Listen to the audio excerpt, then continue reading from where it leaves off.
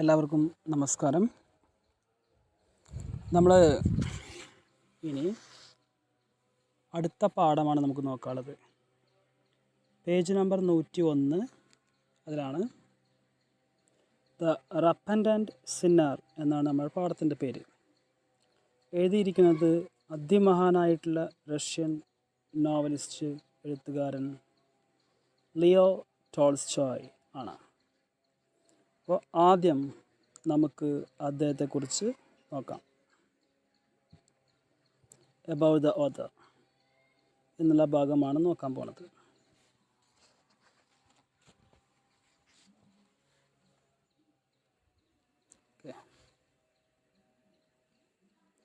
Count Lev Nikolaevich Tolstoy, usually called Leo Tolstoy.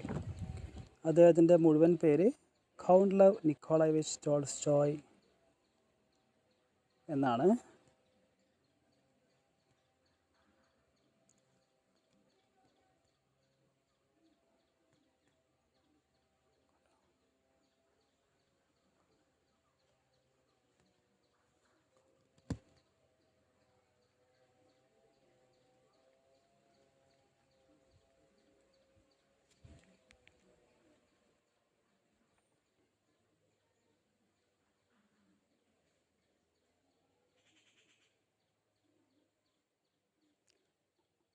Count Lev Nikolayevich Tolstoy, ഇതാണ് മുഴുവൻ പേര്.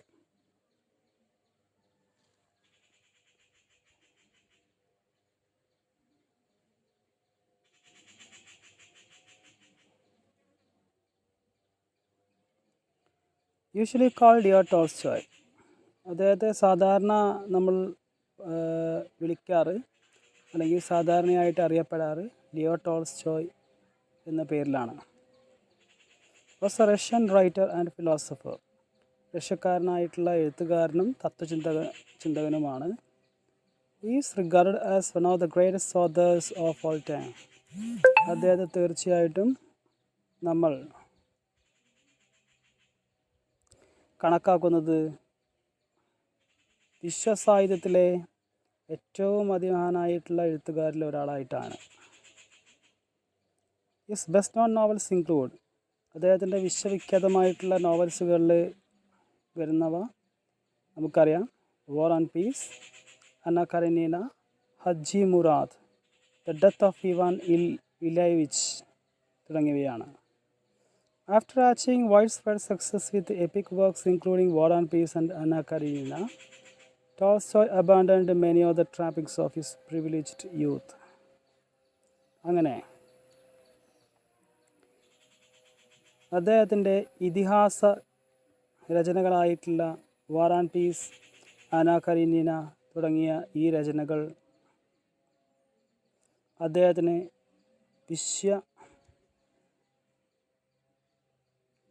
വിശ്വപ്രശസ്തി നേടിക്കൊടുത്തു.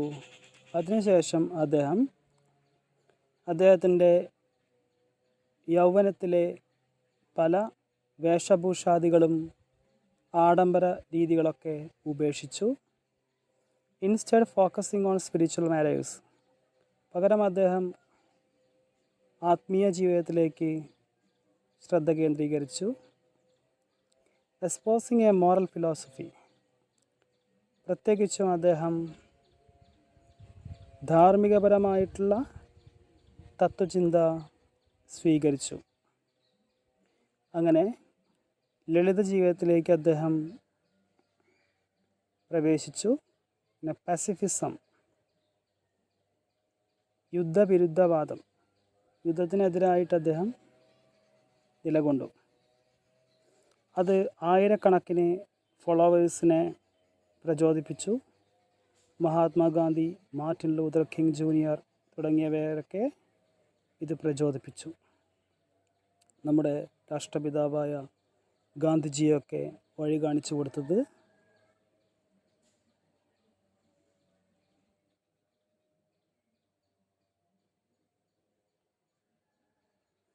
അദ്ദേഹത്തിനൊക്കെ പ്രേരണയായത് ഇദ്ദേഹത്തിൻ്റെ ഈ രീതികളാണ്. ഓക്കെ,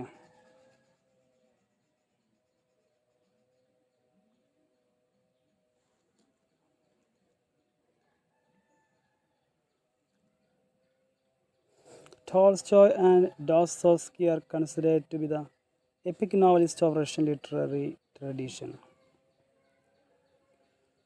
ലിയോ ടോൾസ്റ്റോയും അതുപോലെ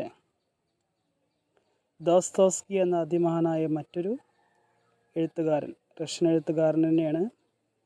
ഇവരാണ് റഷ്യൻ സാഹിത്യ പാരമ്പര്യത്തിലെ രീതിയിലെ ഇതിഹാസ നോവലിസ്റ്റുകളായിട്ട് കണക്കാക്കുന്നത് ഇവരെ രണ്ടുപേരെയുമാണ്. നമ്മുടെ പാഠം തുടങ്ങുകയാണ്.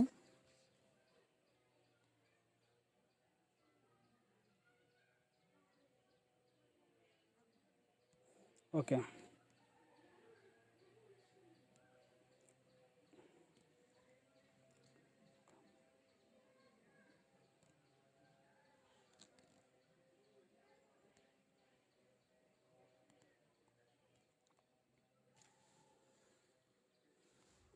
ഇവിടെ പറയാണ്, There was once a man who lived for 70 years in the world.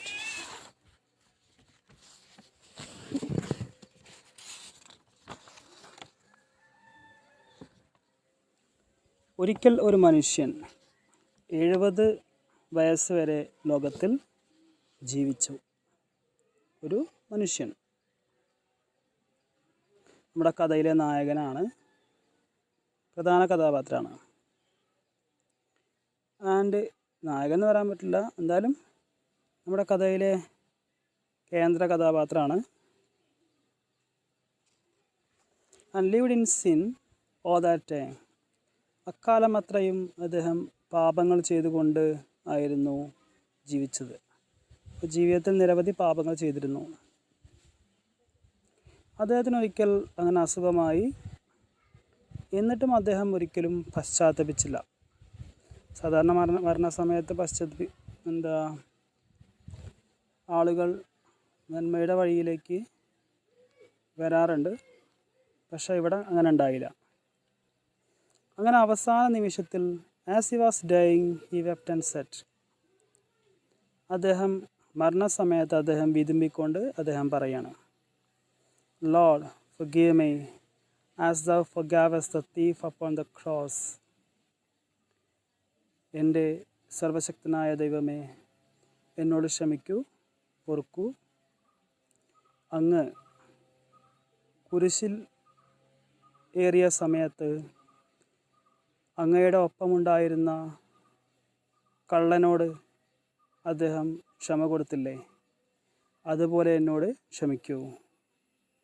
Jesus ക്രൈസ്റ്റിനെ, യേശുക്രിസ്തു ദേവനെ കുരിശിലേറ്റിയ സമയത്ത് 2 കള്ളന്മാരെ ഇടതും വലതും കുരിശിലേറ്റിയിരുന്നു. അതിൽ ഒരു കള്ളന് അദ്ദേഹം പാപമോചനം, മുക്തി,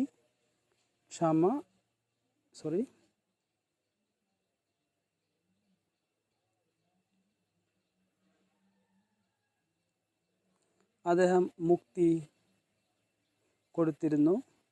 അദ്ദേഹത്തിൻ്റെ പാപങ്ങൾ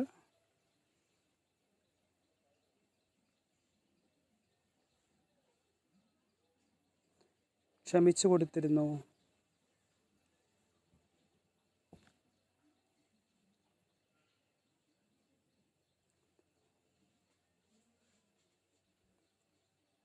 അപ്പോൾ അതുപോലെ എന്നോട് ക്ഷമിക്കൂ എന്ന് അദ്ദേഹം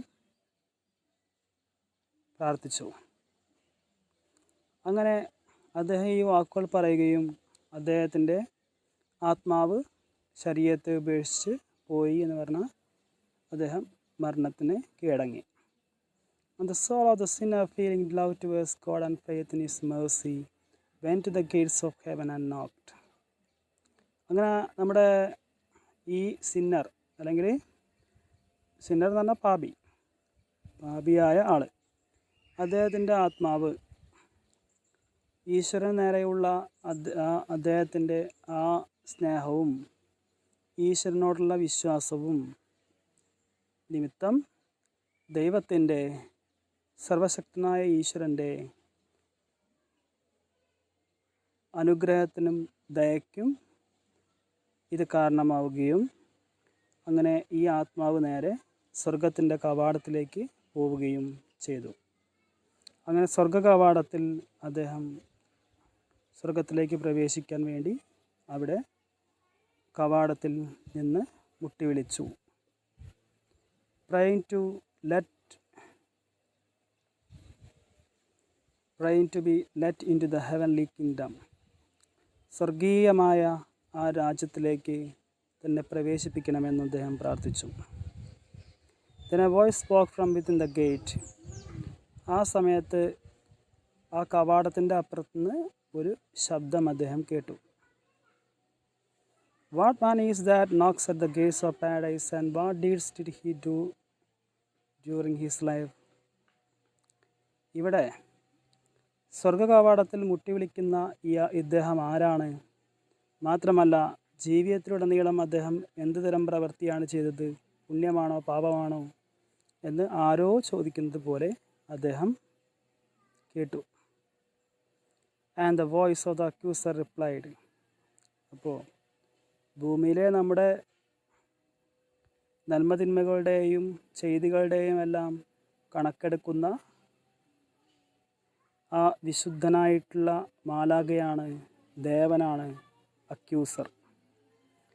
ആ അക്യൂസർ മറുപടി പറയുകയാണ് ഇങ്ങനെ: recounting all the man's evil deeds and not a single good one.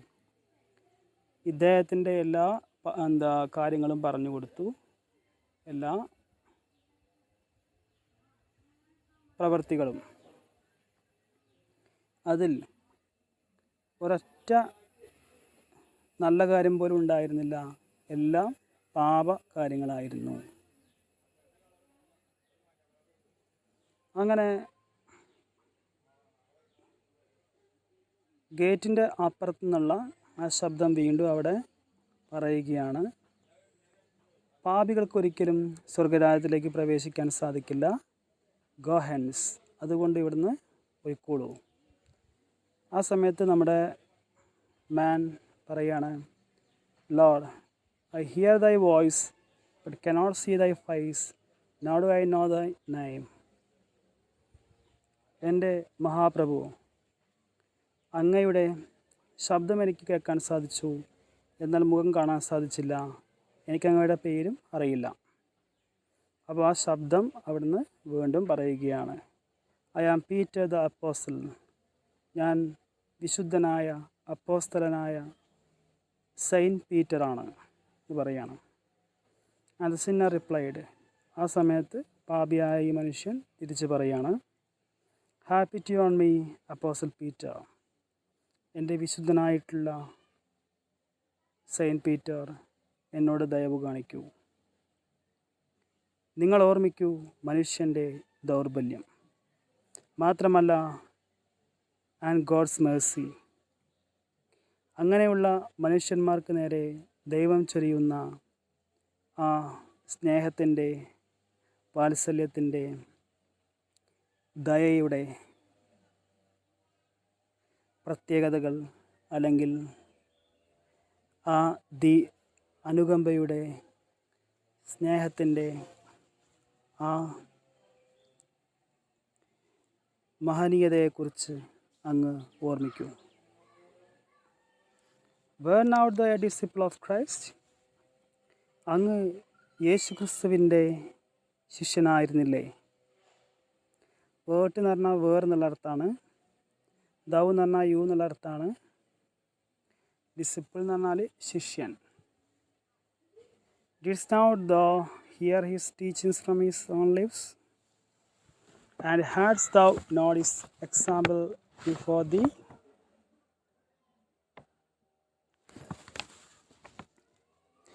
അങ്ങ് അദ്ദേഹത്തിൻ്റെ ചുണ്ടുകളിൽ നിന്നും നേരിട്ടല്ലേ അദ്ദേഹത്തിൻ്റെ എല്ലാ വലിയ സാരോപദേശങ്ങളും കേട്ടിട്ടുണ്ടായിരുന്നത്? അപ്പോൾ നേരിട്ട് ജീസസ് ക്രൈസ്റ്റിൽ നിന്നും പാഠങ്ങൾ പഠിക്കുവാൻ ശിഷ്യനായ നിങ്ങൾക്ക്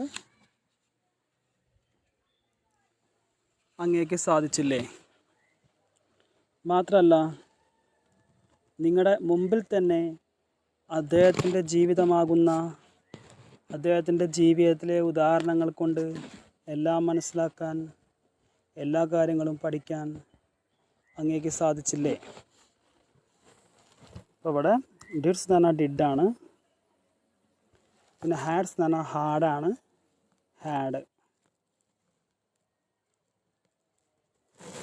ഈ എന്ന് പറഞ്ഞാൽ യു എന്നുള്ള അർത്ഥമാണ്, ദൗ എന്ന് പറഞ്ഞാലും യു എന്നുള്ള അർത്ഥമാണ്.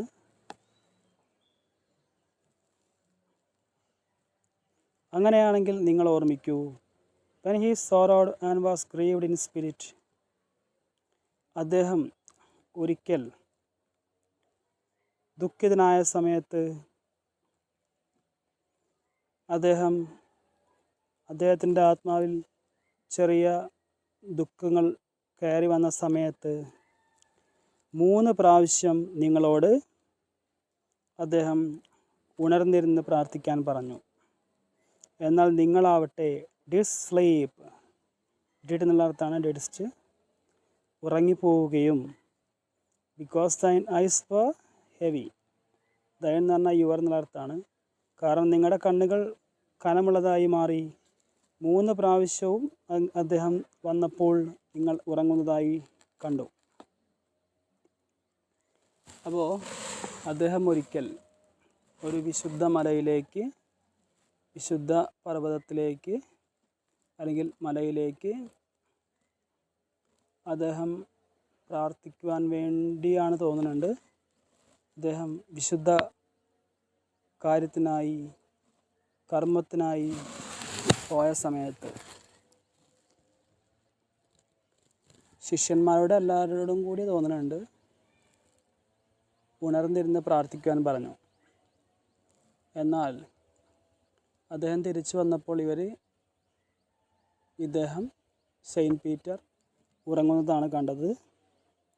അങ്ങനെ 3 പ്രാവശ്യവും അദ്ദേഹം പ്രാർത്ഥിക്കാൻ പോയ സമയത്ത്, വിശുദ്ധ കർമ്മത്തിനായി പോയി തിരിച്ചു വന്ന സമയത്ത് ഇദ്ദേഹം ഉറങ്ങുന്ന കാര്യമാണ് കണ്ടത്. അപ്പോൾ 3 പ്രാവശ്യം ജീസസ് ക്രൈസ്റ്റിൻ്റെ ആ ദിവ്യവചനങ്ങൾ അദ്ദേഹത്തിന് പ്രാവർത്തികമാക്കാൻ കഴിഞ്ഞില്ല. അതൊരു പാപമാണല്ലോ, പാപമാണ്.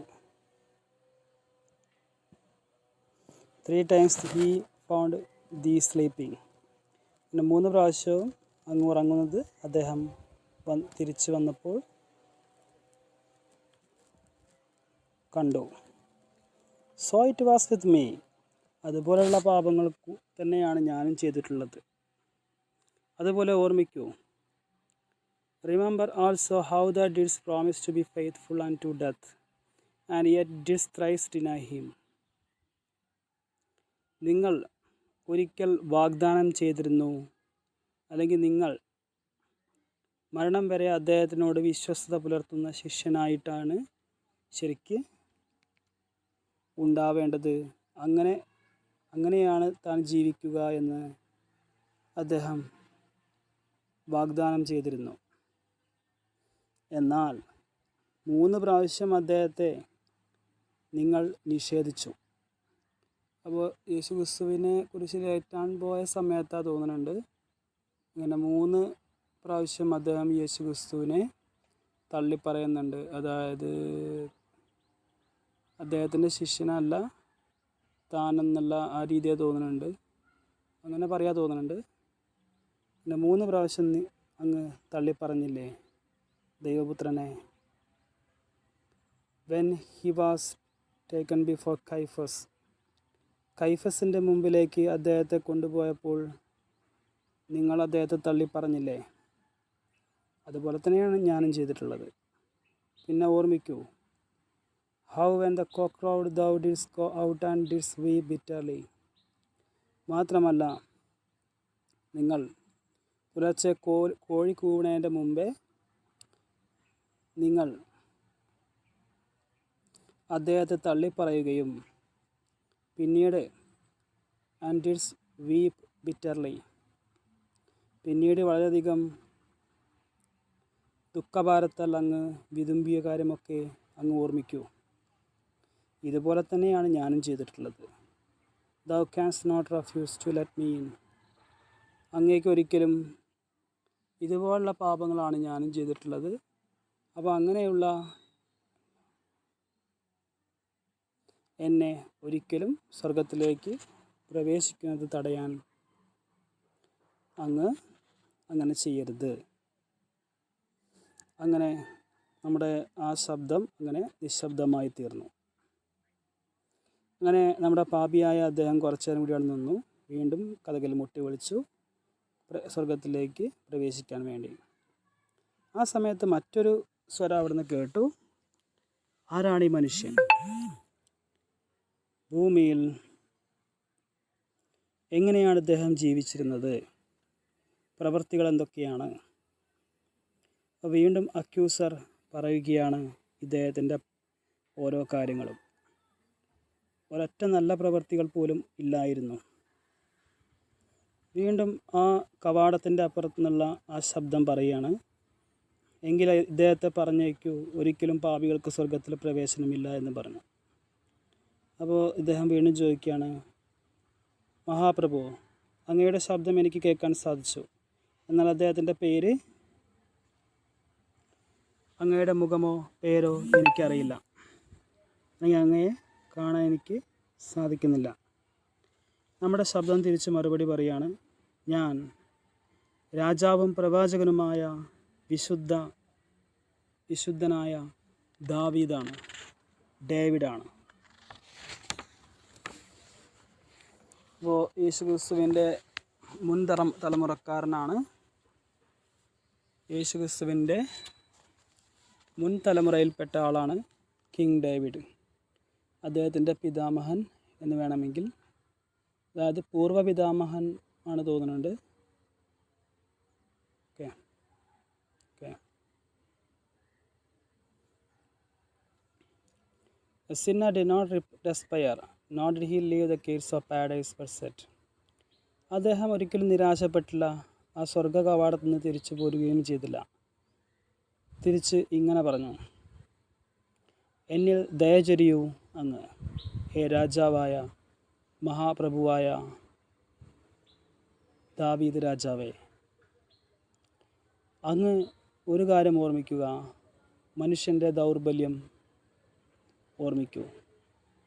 മാത്രമല്ല, ആൻഡ് ഗോഡ്സ് മേഴ്സി, ഈശ്വരൻ്റെ ദയയെക്കുറിച്ചും സ്നേഹത്തെക്കുറിച്ചും അങ്ങ് ഓർമ്മിക്കൂ. അപ്പോൾ എത്ര തന്നെ ദുർബലനായിട്ടുള്ള മനുഷ്യൻ്റെ ദൗർബല്യത്തിൽ നിന്നുണ്ടാവുന്ന പാപങ്ങളാണെങ്കിലും ശരി, ഈശ്വരൻ നമ്മുടെ നേരെ ദയ ചൊരിയും. ഈശ്വരൻ്റെ ആ കാരുണ്യമഴ അത്രയും വലുതാണ് എന്നാണ് പറഞ്ഞതിൻ്റെ അർത്ഥം. ദൈവം അങ്ങയെ നല്ലവണ്ണം ഇഷ്ടപ്പെട്ടിരുന്നു, സ്നേഹിച്ചിരുന്നു. മറ്റുള്ള മനുഷ്യരിൽ നിന്നും ഏറ്റവും എക്സാൾട്ടഡ് ആയിട്ടുള്ള ഉയർന്ന സ്ഥാനമാണ്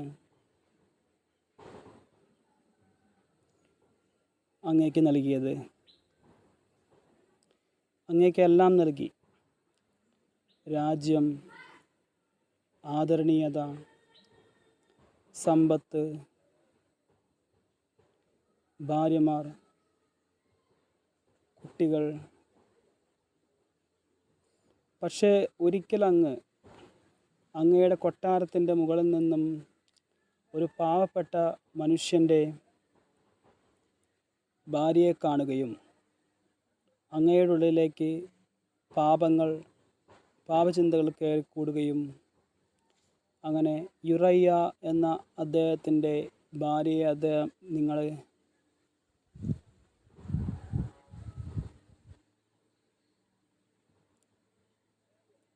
അങ്ങനെ സ്വന്തമാക്കുകയും അദ്ദേഹത്തെ വാളുകൊണ്ട് വധിച്ചു കളയുകയും ചെയ്തില്ലേ? അങ്ങ് ഒരു പണക്കാരനായ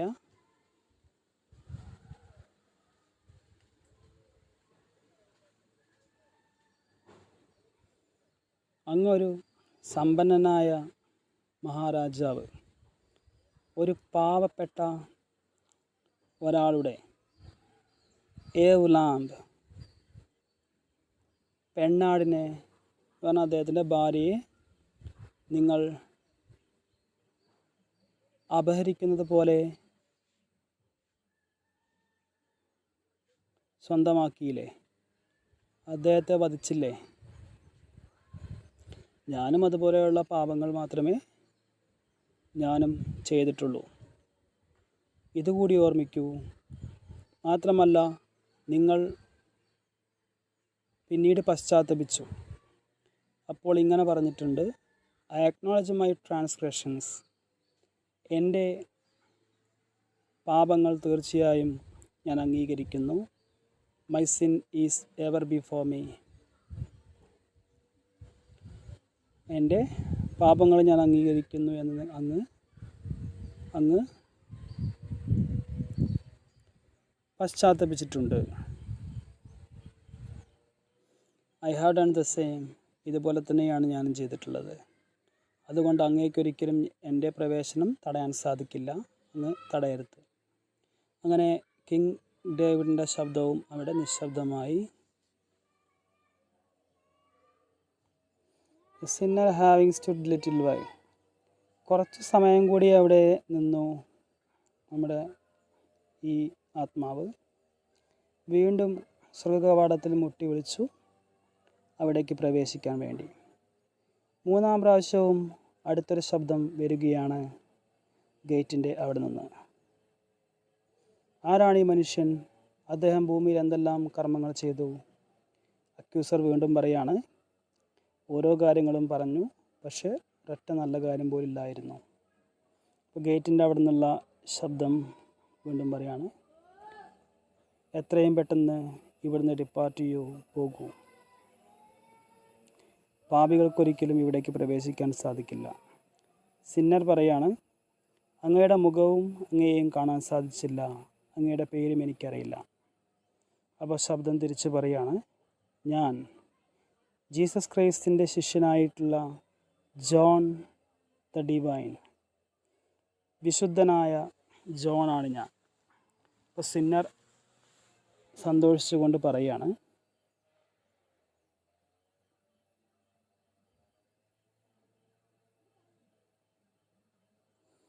നമ്മുടെ പാപിയായ ഇദ്ദേഹം സന്തോഷിച്ചുകൊണ്ട് പറയാണ്, now surely I shall be allowed to enter. ഇപ്പോൾ തീർച്ചയായും എനിക്ക് ഇവിടേക്ക് പ്രവേശിക്കാൻ സാധിക്കും.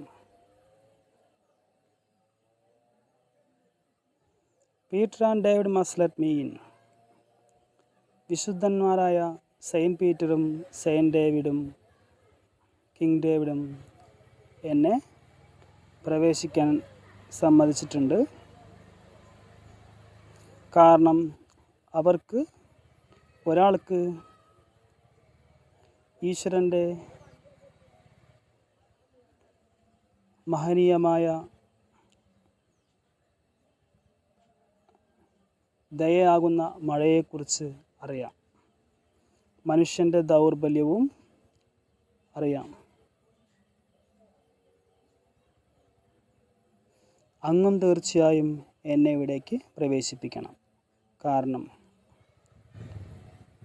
അങ്ങാണ് യേശുക്രിസ്തുവിൻ്റെ അദ്ദേഹം ഏറ്റവും ഇഷ്ടപ്പെട്ടിരുന്ന ശിഷ്യൻ അങ്ങാണ്.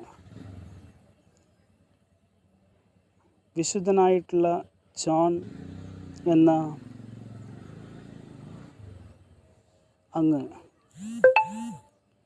അങ്ങല്ലേ ഇങ്ങനെ എഴുതിയത്?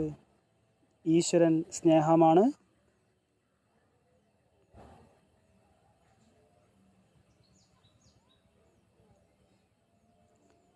ഈശ്വരനെ അറിയണമെങ്കിൽ സ്നേഹമെന്തെന്നറിയണം.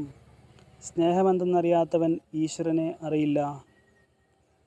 സ്നേഹം ആണ്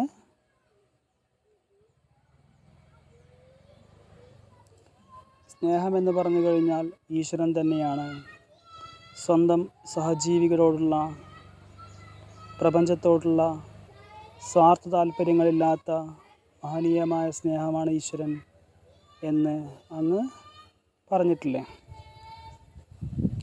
ആൻഡ് ഇൻ ദൈ ഓൾഡ് ഏജ്, മാത്രമല്ല അങ്ങയുടെ വാർദ്ധക്യ സമയത്ത് നിങ്ങൾ മനുഷ്യന്മാരോട് ഇങ്ങനെ പറഞ്ഞിട്ടില്ലേ? Brethren, love one another.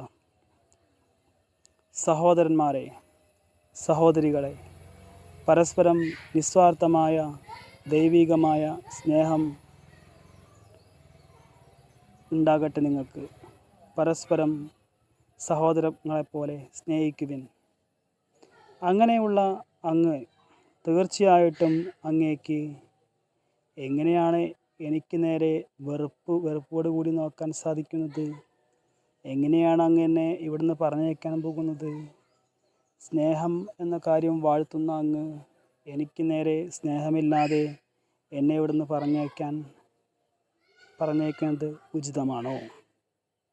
ഒന്നുകിൽ അങ്ങ് പറഞ്ഞ കാര്യം അങ്ങ് ശരിയല്ല എന്ന് പറഞ്ഞുകൊണ്ട് അത് പിൻവലിക്കുക. അല്ലെങ്കിൽ എന്നെ സ്നേഹം എനിക്ക് നേരെ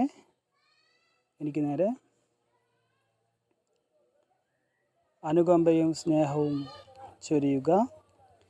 എന്നെ ഈ സ്വർഗരാജ്യത്തിലേക്ക് പ്രവേശിക്കാൻ സമ്മതിക്കുക. അങ്ങനെ സ്വർഗരാജ്യത്തിൻ്റെ കവാടങ്ങൾ അവസാനം തുറക്കപ്പെട്ടു. അങ്ങനെ നമ്മുടെ വിശുദ്ധനായ ജോൺ അങ്ങനെ നമ്മുടെ പാപിയായിട്ടുള്ള ഇദ്ദേഹത്തെ സ്വർഗരാജ്യത്തിലേക്ക് പ്രവേശിപ്പിച്ചു.